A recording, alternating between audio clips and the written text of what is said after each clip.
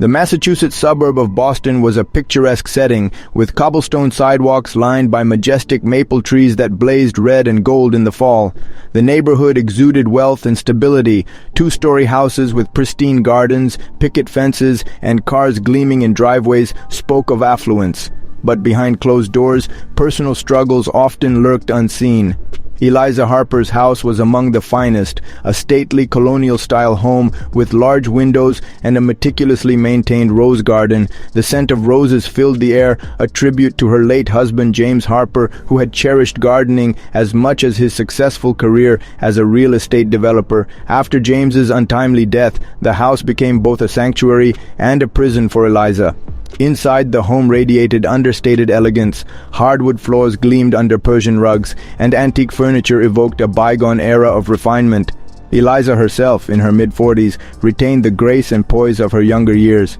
Despite her beauty and social standing, she carried the quiet melancholy of a widow. Her days were filled with organizing charity events, supporting local artists, and managing her late husband's estate. Yet, in the evenings, as she sipped wine on her terrace, the weight of loneliness grew unbearable. Eliza's social calendar was always full, but it lacked the intimacy of true companionship. The bustling events she attended or hosted were a distraction, not a cure for the emptiness inside her. After James's death, she found herself avoiding close connections, hesitant to expose her vulnerability. Her best friend, Melanie Carter, was her only confidant. Melanie, a fiery and outspoken woman, frequently urged Eliza to consider dating again. "You're young, beautiful, and you deserve happiness," she'd say, over coffee or during long walks through the neighborhood. Eliza, however, remained hesitant. Her heart was tethered to James's memory, and she feared opening herself to the possibility of love again. Yet, as the years passed, she began to realize that loneliness was not sustainable. Slowly, she started to entertain the thought of moving forward, wondering if there was room in her life for a new beginning. Tony Adabo was a man of contrasts. Born in Nigeria to a modest family, he had always been ambitious. With dreams of success, he arrived in the U.S. on a student visa, determined to create a better life for himself and his family back home. However, when his visa expired, his dreams took a darker turn.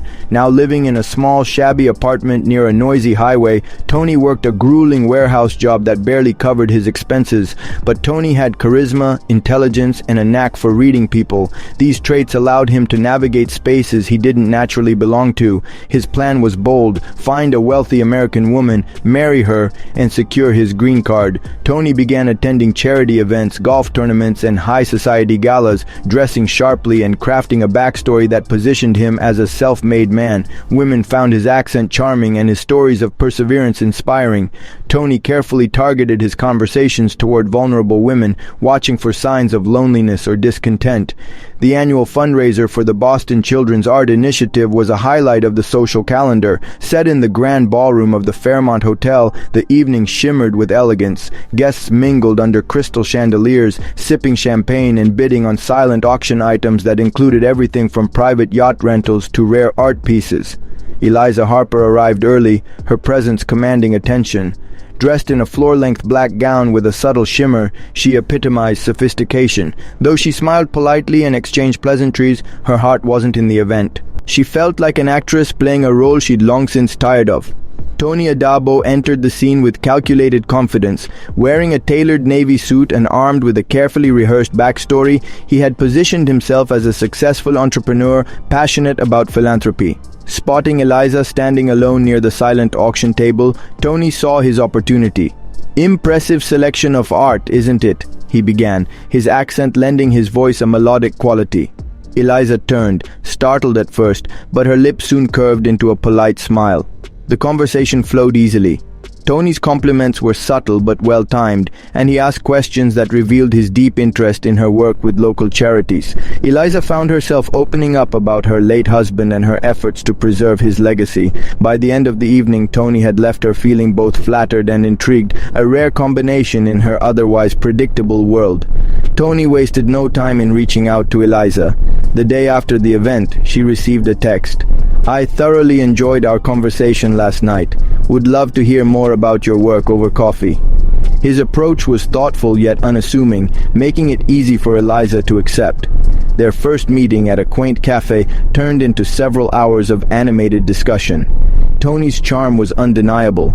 He listened intently, remembered small details, and seemed genuinely invested in her happiness. Eliza found herself laughing in a way she hadn't since James's death. Over the following weeks, Tony became a fixture in her life. He accompanied her to charity events, offering insights that impressed her colleagues. He helped with logistical challenges in her projects, always appearing at the right moment to lend support. Though Melanie Carter, Eliza's best friend, was cautious, she admitted that Tony's efforts seemed sincere. As their relationship deepened, Tony began to subtly steer the conversation toward marriage. He framed it as a natural evolution of their partnership, emphasizing his commitment and love.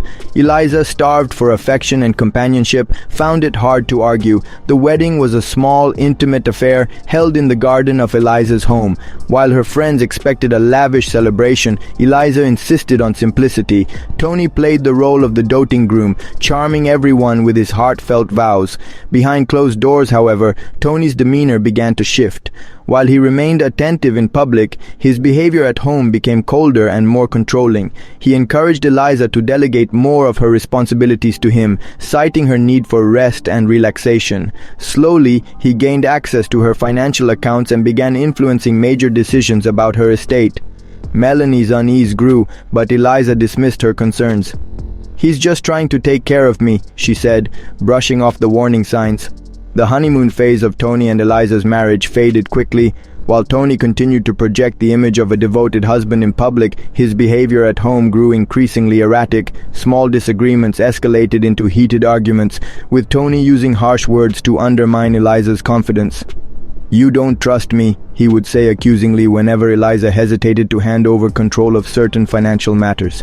Despite her misgivings, she often relented, seeking to preserve the peace. Tony's manipulative tendencies became more pronounced. He began isolating Eliza from her closest friends, particularly Melanie Carter. Whenever Melanie visited, Tony would interrupt their conversations or find ways to subtly criticize her. He insisted that Melanie was jealous of their relationship and trying to sabotage their happiness. Eliza's attempts to confront Tony about his behavior were met with gaslighting. "You're imagining things," he'd say, turning the conversation around to make her feel at fault. Slowly, the once independent Eliza became more withdrawn, questioning her own judgment. One evening, Tony accompanied Eliza to a hospital gala she had helped organize. It was there that he met Hannah Brooks, a nurse whose genuine warmth stood in stark contrast to Eliza's reserved demeanor. Hannah had an easy laugh and a compassionate nature that immediately drew Tony in. Using his well-practiced charm, he struck up a conversation with her, positioning himself as a misunderstood husband burdened by the complexities of his wife's world. Hannah, unaware of Tony's true nature, was sympathetic. Her willingness to listen and her simple, unpretentious manner appealed to Tony, who began to see her as an escape from the restrictions of his current life. Over the following weeks, he orchestrated chance encounters with her, cultivating a relationship that quickly turned romantic. Tony's growing relationship with Hannah only heightened his resentment toward Eliza. He began to view her as an obstacle standing in the way of his freedom and financial aspirations. As he saw it, the simplest solution was to eliminate her entirely. Tony spent hours researching poisons, looking for one that would be difficult to detect. He finally settled on a rare toxin with symptoms resembling a natural illness. He procured it through a dark web marketplace, paying with cryptocurrency to avoid leaving a paper trail. His plan was meticulous. He decided to administer the poison in small, incremental doses, ensuring that Eliza's health would decline gradually. This way, her eventual death would appear to be the result of a chronic condition. To avoid suspicion, Tony doubled down on his role as the caring husband. He began preparing her morning coffee, carefully adding a minuscule amount of the toxin each day. In the months following Tony's decision to poison Eliza, her health began to deteriorate at an alarming rate. What started as minor symptoms, fatigue, occasional nausea, and lightheadedness, soon escalated into more debilitating conditions. She often felt dizzy, her skin turned pale, and her once vibrant energy seemed to drain away entirely. Initially, Eliza attributed her symptoms to overwork and stress. Her involvement in various charities and community events had always kept her busy, and she brushed off concerns from friends and colleagues. "I'll be fine after a little rest," she would say with a weary smile. However, as weeks turned into months, it became clear that something was seriously wrong. Eliza began losing weight rapidly, her appetite dwindled, and she struggled to get out of bed most days. Tony, maintaining his facade of the caring husband, insisted on taking her to see Dr. Oliver Chang, a trusted physician who had been treating Eliza for years.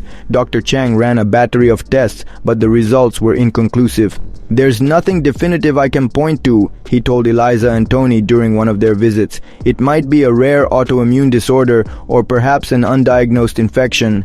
Tony nodded sympathetically, subtly steering the conversation away from further testing. At home, Tony's attentiveness became almost smothering. He insisted on preparing her meals, giving her medications, and even making her morning coffee, a task that had become part of his routine for delivering the poison. Eliza, though grateful for his help, felt a growing sense of unease. She couldn't shake the feeling that something wasn't right, but her worsening health made it difficult to think clearly. As her condition declined, her friends grew increasingly concerned. Melanie Carter, in particular, was vocal about her suspicions. "You need a second opinion," she urged Eliza during a visit. "This doesn't add up." Tony dismissed Melanie's concerns, accusing her of interfering.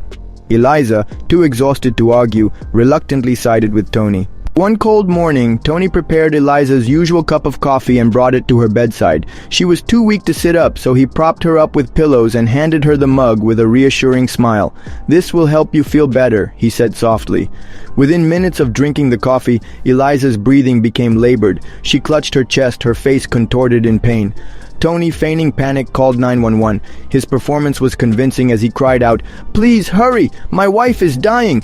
Paramedics arrived quickly, but their efforts to revive Eliza were in vain. She was pronounced dead at the scene, her lifeless body lying in the bedroom she had once cherished. Tony, maintaining his act, broke down in tears, hugging the paramedics and thanking them for their efforts. The official cause of death was initially listed as cardiac arrest, a diagnosis Tony had carefully orchestrated through the slow poisoning process. He planned an elaborate funeral, portraying himself as a heartbroken widower. The community, unaware of the dark truth, rallied around him, offering their condolences and sharing fond memories of Eliza. Eliza's death was initially ruled as cardiac arrest, but lingering doubts plagued Dr. Oliver Chang, her longtime physician. Her symptoms, puzzling and inconsistent, didn't align with any known conditions he had treated. Despite the apparent natural causes, her rapid decline haunted him. Dr. Chang requested a toxicology report during the autopsy, a decision that would prove pivotal. When the results returned, they revealed traces of a rare, highly toxic compound. This poison, while difficult to detect, was known for its ability to mimic symptoms of chronic illness, a detail that raised immediate red flags. Dr. Chang notified the authorities, and the case was assigned to Detective Mark Bennett, a seasoned investigator with a reputation for uncovering the truth in even the most convoluted cases. Bennett began by piecing together Eliza's final months, starting with interviews of her closest friends and associates. Melanie Carter, Eliza's best friend, was among the first to speak out. "She was fine until a few months ago," Melanie insisted. "It's as if she just started wasting away." And Tony, he was always there, but something about him felt off. Further probing into Eliza's life revealed troubling details.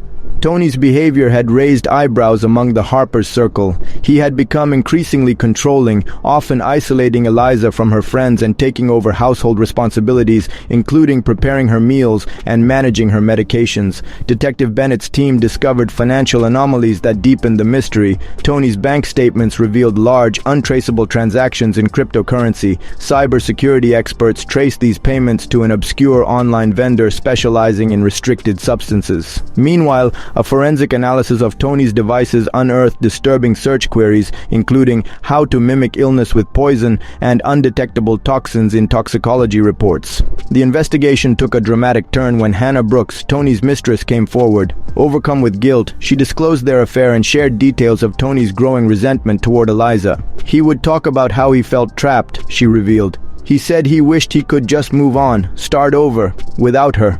With mounting evidence, Detective Bennett secured an arrest warrant. The team approached Tony's home early one morning, catching him off guard. As officers knocked on his door, Tony maintained his composure, feigning confusion. "What's this about?" he asked, his voice calm but his eyes betraying panic. Detective Bennett stepped forward. "Tony Adabo, you're under arrest for the murder of Eliza Harper," he announced. The realization hit Tony like a wave. As officers placed him in handcuffs, his facade cracked. "This is a mistake," he shouted. "I love my wife. I would never—" but the evidence spoke volumes. Detectives recovered further incriminating items from his home, including a hidden journal detailing his frustrations and plans to secure Eliza's estate. Neighbors watched in shock as the man they knew as a charming philanthropist was led away in a police car. The courtroom was packed with onlookers, journalists, and spectators, each eager to witness the trial of Tony Adabo, the once charismatic philanthropist who had been accused of murdering his wife, Eliza Harper. The trial was a media sensation, with many people still struggling to come to terms with the shocking betrayal that had shattered the Harper family's seemingly perfect life. The prosecution, led by District Attorney Linda Marquez, presented a meticulously crafted case against Tony. The charges were clear: first-degree murder, based on overwhelming evidence that Tony had poisoned Eliza over the course of several months. The prosecution painted a chilling portrait of a man who had carefully orchestrated his wife's slow and painful demise, all to secure her wealth and move on with his life, without the burden of a wife who was becoming increasingly ill. The evidence against Tony was damning. Toxicology reports showed traces of a rare poison in Eliza's system that had been administered gradually, building up in her body until it triggered her cardiac arrest. The poison, which mimicked the symptoms of a natural illness, had been carefully selected to evade detection. The prosecution also presented financial records showing that Tony had made large, unexplained cryptocurrency transactions around the time of Eliza's illness. These transactions were traced to an obscure online vendor known for supplying lethal substances. Tony's defense team, on the other hand, attempted to cast doubt on the evidence. They argued that the prosecution's case was purely circumstantial and that there was no definitive proof Tony had intentionally poisoned his wife. The defense portrayed Tony as a grieving husband, claiming that Eliza's health had deteriorated due to an underlying medical condition that had nothing to do with foul play.